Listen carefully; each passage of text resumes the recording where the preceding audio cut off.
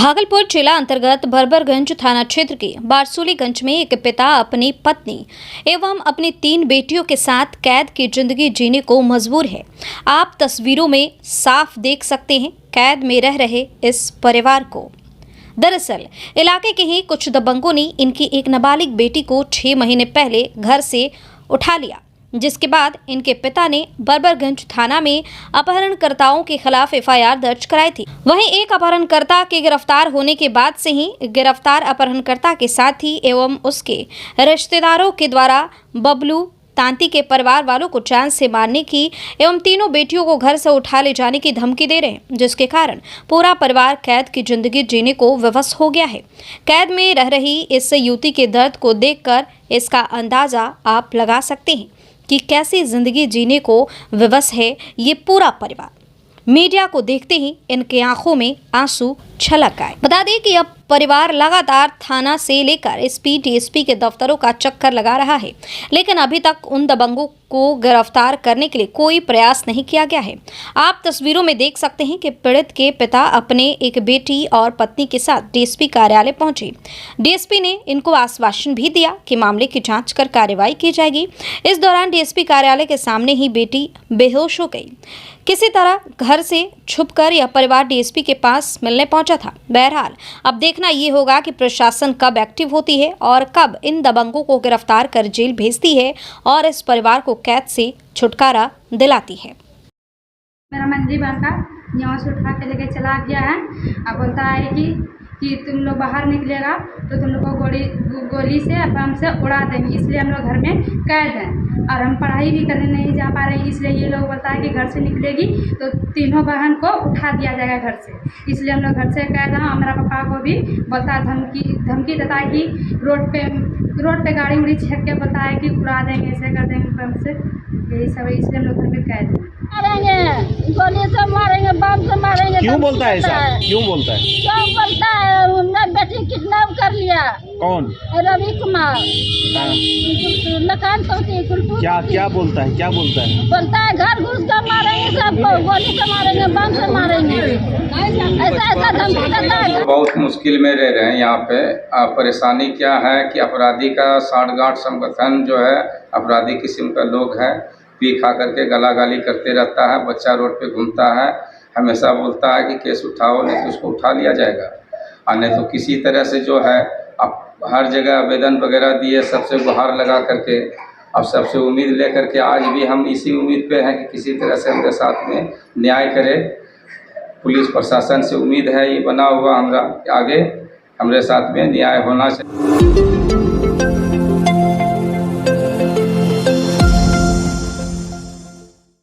भागलपुर में ट्रैफिक नियमों के अनुपालन कराने को लेकर पुलिस प्रशासन लगातार प्रयासरत है। सभी चौक चौराहों पर रेड लाइट लगाया गया है ताकि जाम की स्थिति न बने और यात्री सड़क पर आराम से चल सके। गौरतलब हो कि हाल ही में जिला प्रशासन की ओर से अधिकार तो कैमरा लगा है। जिला प्रशासन की ओर से सभी चौक चौराहों पर कैमरे लगे हुए हैं। बावजूद इसके कुछ ऐसे प्रवृत्ति के लोग हैं जो ट्रैफिक नियमों का उल्लंघन करते हैं।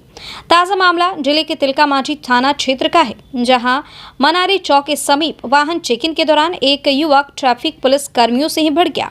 दरअसल सभी चौक चौराहों पर प्रतिदिन ट्रैफिक पुलिस के द्वारा चेकिंग अभियान चलाया जाता है और ट्रैफिक नियमों का उल्लंघन करने वालों पर चालान भी किया जाता है। इसी क्रम में ट्रैफिक सार्जेंट राम बच्चन कुमार के नेतृत्व में मनाली चौक पर चेकिंग अभियान चलाया जा रहा था, जहां एक युवक बिना हेलमेट के गुजर रहा था। तभी पुलिस कर्मियों ने बिना हेलमेट पहने उस युवक को रोका और फाइन काटने की बात कही, जिस पर युवक काफी आक्रोशित हो गया और ट्रैफिक पुलिस कर्मियों से बदतमीजी पर उतर आया। इतना ही नहीं, सार्जेंट राम बच्चन द्वारा लाख समझाने पर भी युवक नहीं माना और पुलिस कर्मियों से रौब झाड़ते हुए खुद को मेडिकल रिप्रेजेंटेटिव बताने लगा। इसके अलावा अपने अन्य साथियों को बुलाकर ट्रैफिक पुलिस कर्मियों को वीडियो बनाने पर मोबाइल छीनकर हाई वोल्टेज ड्रामा शुरू कर दिया।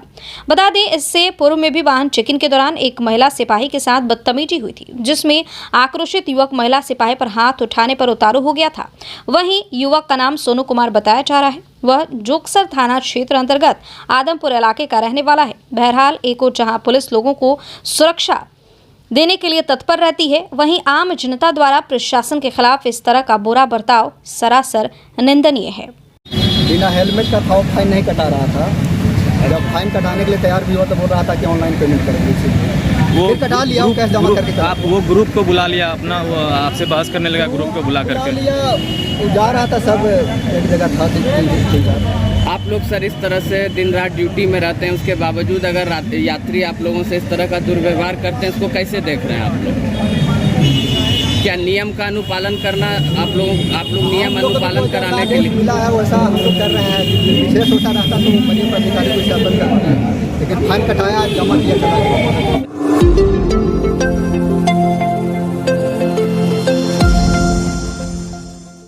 भागलपुर में तेज रफ्तार की चपेट में आने से एक और सड़क दुर्घटना की खबर सामने आई है। दरअसल बाईपास पीओपी अंतर्गत बाउंसी बांका रोड स्थित वैजनी के पास एक कार और ऑटो में भीषण टक्कर हो गई।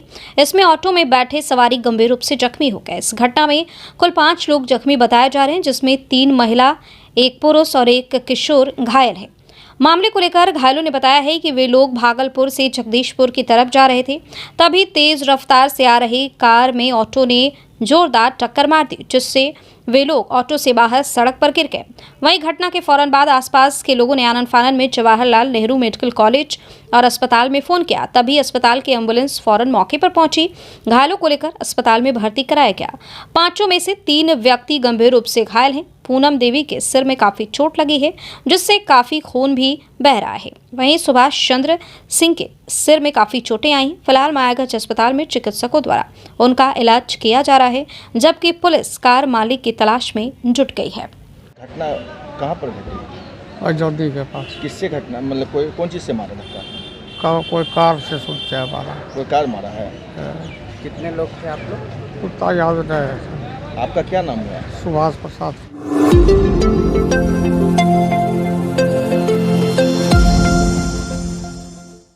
पति की लंबी उम्र की कामना के लिए सुहागिन महिलाएं शुक्रवार को वट सावित्री की पूजा कर रही हैं। हिंदू पंचांग के अनुसार हर वर्ष ज्येष्ठ माह की अमावस्या और पूर्णिमा तिथि को ये पूजा की जाती है। आज के दिन विवाहित महिलाएं यमराज और माता सावित्री की पूजा करती हैं, साथ ही माता सावित्री के निमित्त व्रत भी रखती हैं। ऐसी धार्मिक मान्यता है कि वट सावित्री व्रत करने से विवाहित स्त्रियों को सुख और सौभाग्य की प्राप्ति होती है, साथ ही पति की आयु भी लंबी होती है। यह व्रत पति के दीर्घायु होने के लिए ही किया जाता है। वट सावित्री व्रत पर सुहागिन निर्जला उपवास कर डलिया और फलों से पूजा करती हैं। पति की लंबी उम्र की कामना को लेकर किए जाने वाले वट सावित्री व्रत का महिलाओं को साल भर इंतजार रहता है। इस व्रत में सुहागिन महिलाएं फल पकवान से वट वृक्ष की पूजा करती हैं। वट सावित्री पूजा सुहागिन महिलाओं के लिए महत्वपूर्ण पर्व माना जाता है। ऐसी मान्यता है कि यह व्रत करने से महिलाओं को अखंड सुहाग का आशीष प्राप्त होता है।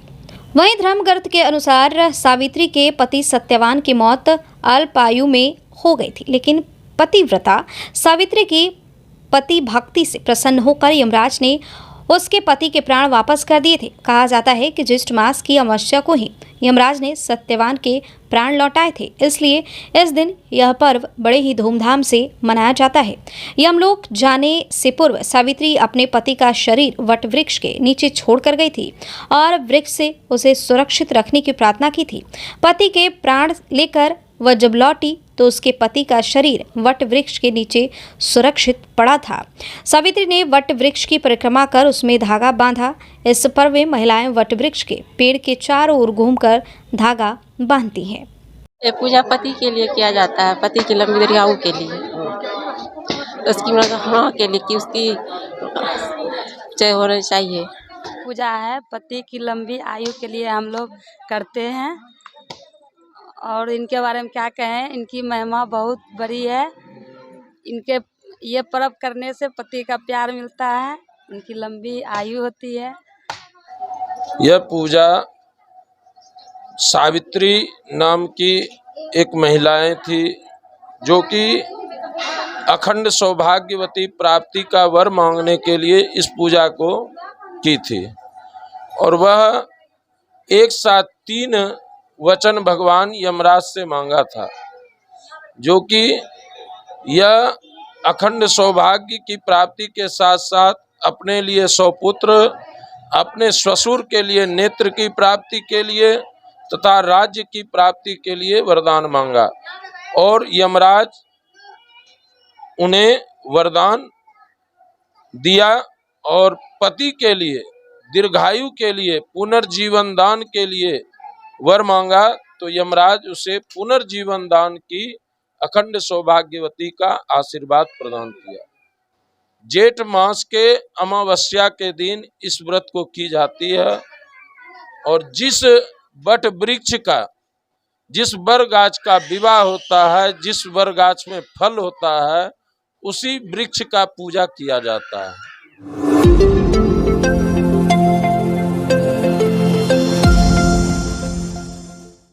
भागलपुर से एक ऐसी खबर सामने आ रही है जिसे सुनकर आप स्तब्ध हो जाएंगे। पहले तो 2 बच्चे के माता पिता का साया उसके सर पर से उजड़ जाता है, वह बिल्कुल अनाथ हो जाता है। वहीं दूसरी ओर उसके सगे शराबी चाचा ने सारा जमीन औने पौने भाव में बेच दिया। साथ ही सर छुपाने के लिए एक घर बचा था, वो भी बेच दिया। घर से बेघर दोनों बच्चे इधर उधर भटक रहे हैं। कहाँ जाएं, क्या खाएं, क्या करें, यह भी नहीं मालूम। ताज़ा मामला भागलपुर के ईसूपुर बाराहाट का है, जहां विनोद मुर्मू के बेटे जितेंद्र मुर्मू और उसका छोटा भाई अपने हक की लड़ाई के लिए भटक रहा है।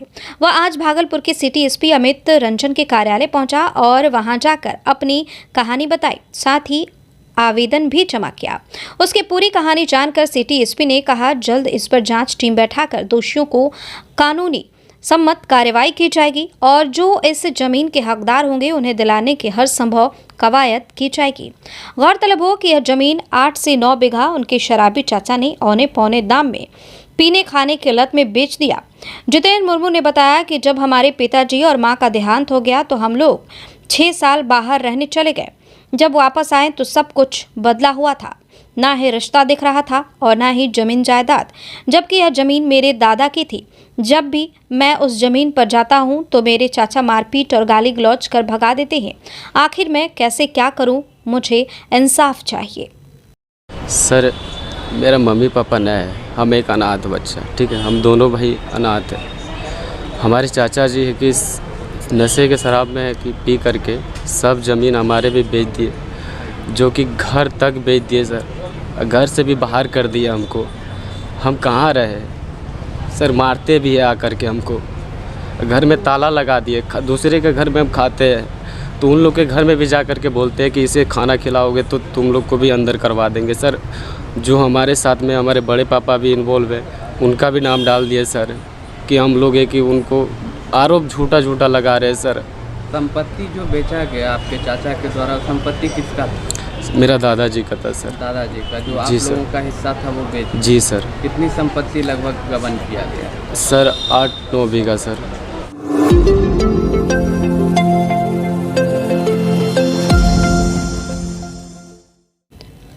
एक तरफ जहां तपती गर्मी है, जिसके चलते भागलपुर और भागलपुर के आसपास के क्षेत्रों में जल स्तर काफी तेजी से नीचे जा रहा है, वहीं दूसरी तरफ शहर के कई वार्डों में जल संकट छाया हुआ है। लोग पीने वाले पानी के लिए तरसते दिख रहे हैं। इसको लेकर आज भागलपुर की मेयर डॉक्टर वसुंधरा लाल अपनी पूरी टीम के साथ कई वार्डों का निरीक्षण की। साथ ही 13 वार्डों में सप्लाई वाटर वक्त से मिलने वाले जो पानी बंद है उसे जल्द से जल्द शुरू करने की कवायद करते हुए वह काम कर रहे अधिकारियों और कर्मियों से वार्ता भी की। डॉक्टर वसुंधरा लाल ने कहा कि शहर वासियों को बहुत जल्द जल संकट से निजात मिलेगा। हर जगह पानी की व्यवस्था कर ली गई है। जहां काम चल रहा था उसे काफ़ी तेजी से किया जा रहा है। कई जगह काम पूरे हो चुके हैं। अब शहर वासियों को पानी के लिए तरसना नहीं पड़ेगा। वह उन्होंने कहा कि तेजी से कार्य कर रहे कुछ कर्मियों को चोटें भी आई, लेकिन अपनी चोट का प्रवाह नहीं करते हुए उन्होंने कार्य को प्राथमिकता दिया और निगम के कर्मियों से पानी के संकट से निजात दिलाने के लिए एड़ी चोटी एक कर इसे साकार किया। शहरवासियों को अब जल्द पीने योग्य पानी मिलेगा। समस्या दूर हो जाएगी। हमने देखा, यहाँ हम लोग निरीक्षण करने के लिए आए हुए थे, हमारी पूरी टीम आई हुई है, पार्षद हैं यहाँ के और भी हमारे स्टैंडिंग कमेटी के पार्षद हैं और भी बहुत सारे जो भी एक्टिव पार्षद हैं सब हैं हमारे साथ। तो हमने देखा कि बहुत तेजी से निगम के कर्मियों ने काम किया है। बहुत अंदर करीबन 35 फीट नीचे अंदर जाके काम करना बहुत कठिन होता है। कई सारे कर्मी हमारे घायल भी हो गए हैं, लेकिन ये काम सफल हो गया है और जल्दी ही शहरवासियों को पानी मिलेगा।